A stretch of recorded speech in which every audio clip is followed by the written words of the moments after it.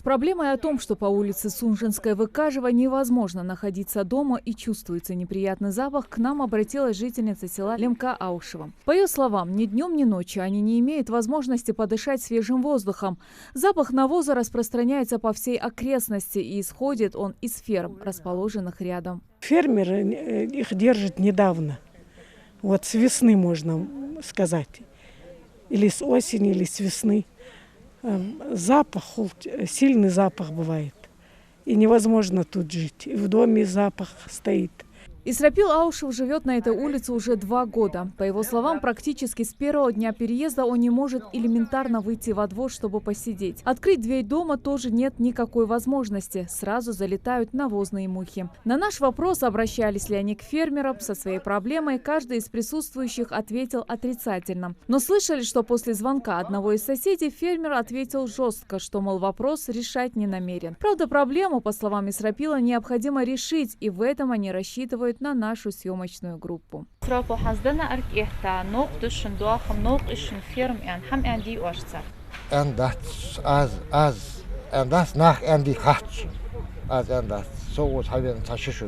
Раз жители не обращались к фермеру, мы сами вышли с ним на связь и, договорившись о встрече, направились в его хозяйство. Во дворе, правда, с неприятными запахами столкнуться нашей съемочной группе не пришлось. Животные находились в загоне на откорме, во дворе был порядок. Муса Гагиев и есть тот самый фермер, на которого жалуются жители улицы Сунжинская. По его словам, свое хозяйство он построил много лет назад на окраине села. В то время рядом не было ни одного жилого дома. Все законные документы на КПХ имеются у него на руках, а услышав о претензии, постарался решить этот вопрос. Острые запахи у нас бывали, когда силосом подкармливали. Я этот силос взял, полностью из рациона убрал и начал сеном и соломой кормить. Но тогда, может быть, были запахи, но сейчас таких запахов нету.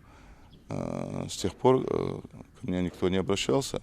Здесь же рядом, в 300 метрах, расположено еще одно КФХ. Абубакар Сапралиев отмечает, что с такими проблемами к нему никто не приходил и не жаловался. В его хозяйстве 80 КРС. Все они также находятся на откорме. А что касается частных домов, то они от фермы расположены на достаточно большом расстоянии. Привези, что держишь? В загоне держишь. Обычно в загоне запах халцар. Ну, а так, 90 80 чем-то модал, пока. А так, 200-300 голов, хат белче, евейн, моха евейн, а что слышишь? Общий запах цухлыш. У кого белче, кстати, да, их ахичи запах халц. А так лохучу жаловаться даже не было такое. Правда, жители этих домов упустили еще один момент. Дело в том, что по их улице протекает речка из очистных сооружений. Именно от нее и шел тот самый неприятный запах. Мы попытались узнать у местной администрации, кто несет за это ответственность. И вот что они ответили. Мы никак не можем исключить то явление, что эти очистные сооружения, вода, с которой идет грязная, проходит по этой улице Сунжинской. Предрассветное время, возможно, она добавляет вот эти запах, едкий запах. Вот это безобразие, да, она существует уже 15 лет.